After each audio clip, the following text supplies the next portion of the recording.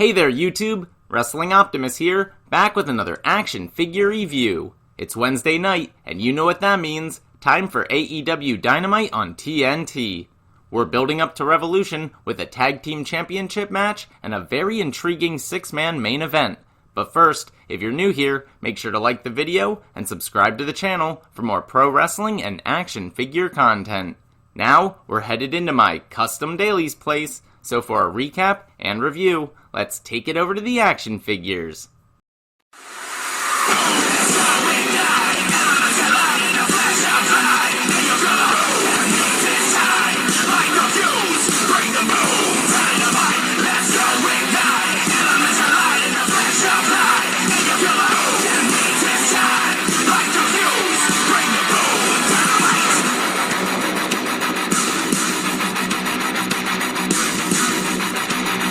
Dynamite opens immediately with an interesting tag team match. Hangman Page got the better of Matt Hardy last week when he signed a switched out contract, but for now, they're teaming up against the Hybrid 2.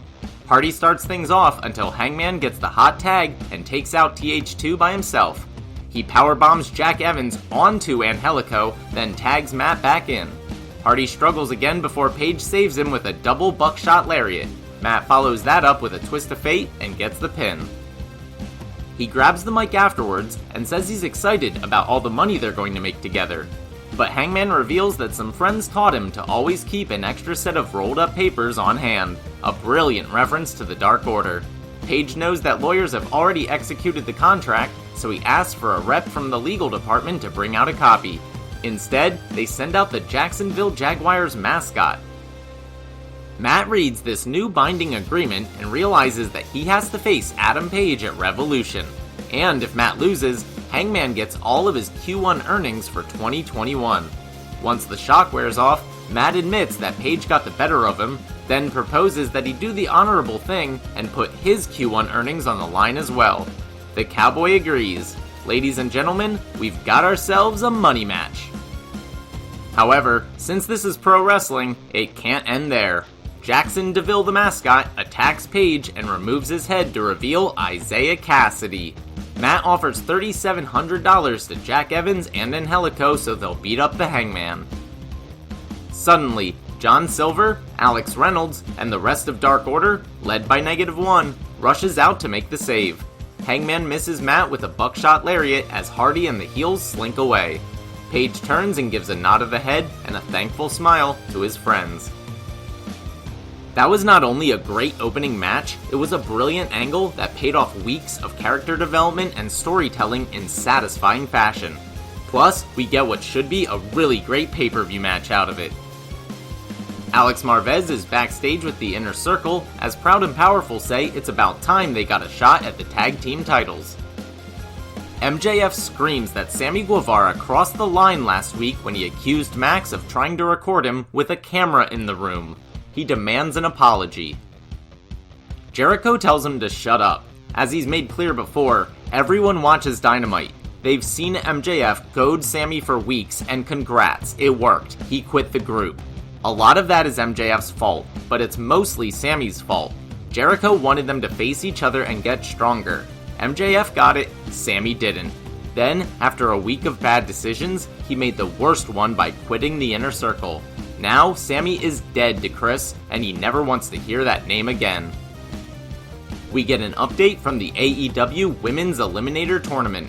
My favorite on the Japanese side, Maki Ito, was eliminated in the first round, setting up a battle of the big girls in round 2 between Ryu Mizunami and Aja Kong. That's all taking place on YouTube if you want to check it out.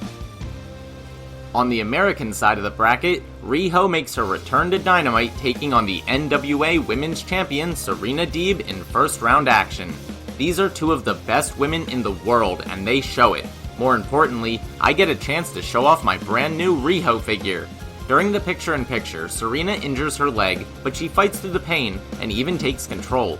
People like Jim Cornette make fun of Joshi wrestlers because of their size, but damn, Riho is tough as nails, absorbing everything Deeb throws at her. Unfortunately, Serena's injured leg limits nearly all of her offensive moves. When she tries to transition from a powerbomb into a stretch muffler submission, Riho escapes. She pulls off her own combination with a Northern Lights suplex, followed by a double stomp, but Deeb kicks out. They end with an incredible sequence of chain wrestling that sees the former AEW champion secure the victory and advance to round 2. What a return in easily my match of the night. We get a training montage of Jane Cargill and Shaq getting ready for their mixed tag team match on the March 3rd episode of Dynamite against Red Velvet and Cody Rhodes. Meh. I also get to show off my brand new Orange Cassidy figure as he gets set to take on Luther of the Chaos Project. At the start, Luther shoves Trent off the ring apron and Serpentico takes him out with a tope suicida. The distraction allows Luther to hit a powerbomb, but Cassidy kicks out.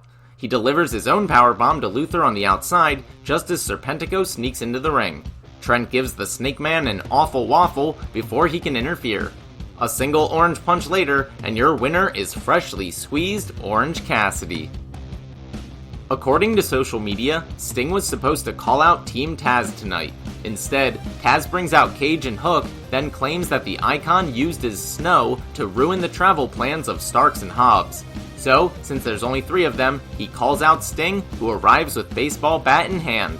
Taz calls him a coward for using the bat, so Sting sets it down. Then he throws his jacket at Taz and attacks Cage. Hook chokes him with the bat, allowing Cage to powerbomb the Stinger. At his age, I'm honestly shocked he took that bump. But I do trust him to only do what's safe. Eddie Kingston is backstage with his family and says he's got 3 demons to deal with. 1, his beef with Lance Archer, which goes all the way back to the Casino Battle Royale. Lance may have won their lumberjack match, but that doesn't mean it sits right with the family. 2, Rey Fenix is a waste of space. Eddie never even wanted him in the family, he wanted Penta. But since Phoenix got in the way, Eddie's gonna make him pay. Finally, number 3, Jon Moxley, his old friend. The demon Eddie needs to get rid of the most, and the only way to do that is by beating him. Alex Marvez finds Kenny, Don Callis, and Michael Nakazawa at a daycare center where Omega is trying to show off the Young Bucks book to a group of kids. He reads a passage that explains how much business boomed after his match against Chris Jericho in the Tokyo Dome. Although the kids look bored, they chant his name when he goes to leave. Don offers Nakazawa to play with, but they shout that they hate him and beat him up.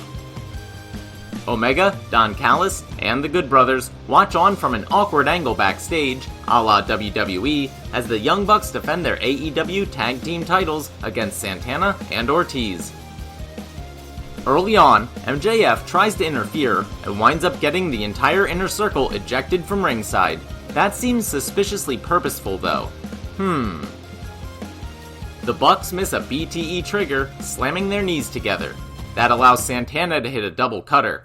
He and Ortiz follow that up with a street sweeper on Nick, but Matt makes the save. Proud and Powerful double powerbomb Matt into the crowd, but can't take advantage as Nick rolls up Ortiz to win and retain their titles.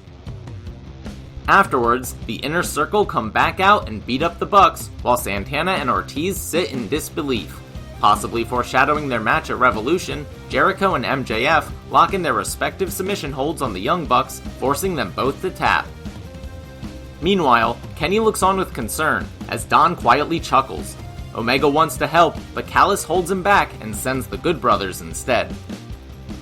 Conversely, Brandon Cutler comes out right away and gets destroyed by Jake Hager. When Anderson and Gallows finally arrive, JR points out how slowly they're moving, while the Inner Circle retreats. They stop to yell at the Bucks' mom and dad though, so Mr. Jackson shoves Jericho away. Brandy Rhodes returns in a pre-recorded video.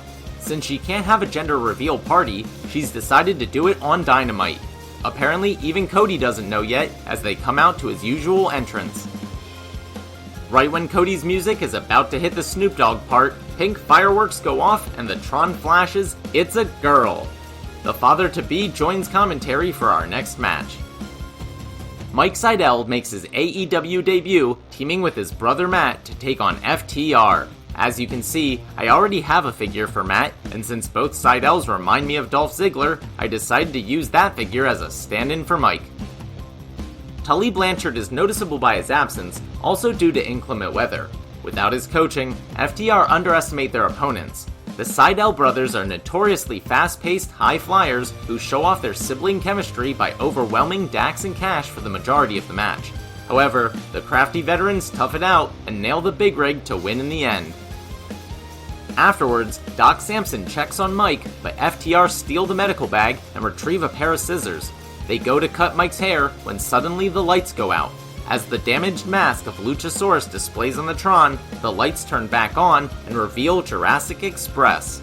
Luchasaurus chokeslams Cash, while Jungle Boy locks in the snare trap on Dax. That sets up a match next week.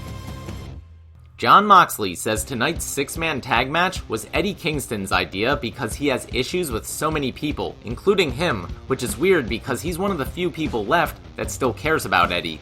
So, Mox will gladly kick his ass until that sinks in.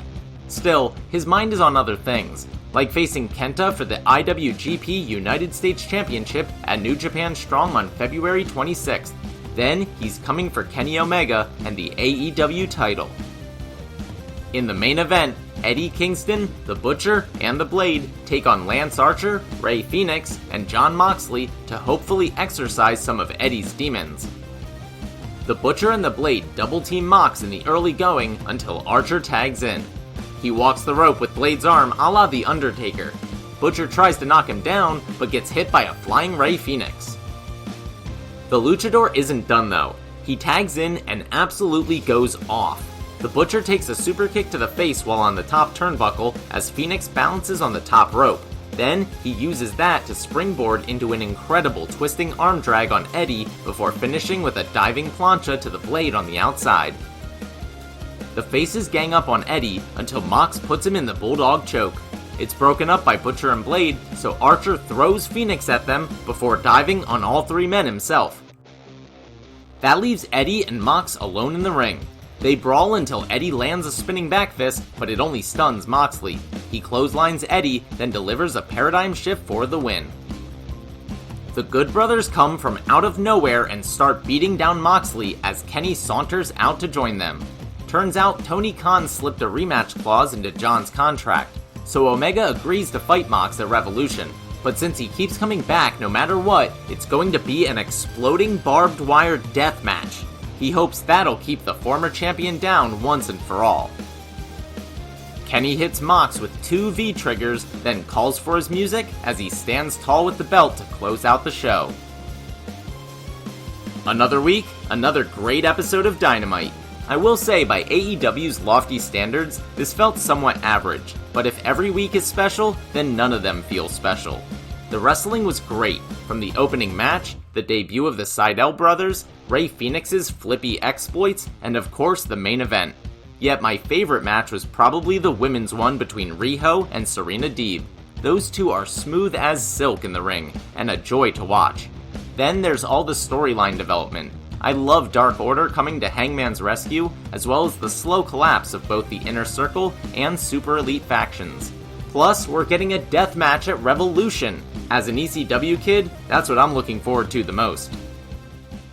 Alright, that'll do it for AEW Dynamite on TNT. Thanks so much for watching. Let me know what you thought in the comments down below. I'll be back on Saturday with my Elimination Chamber predictions, and I might even do an action figure review of the pay-per-view on Monday.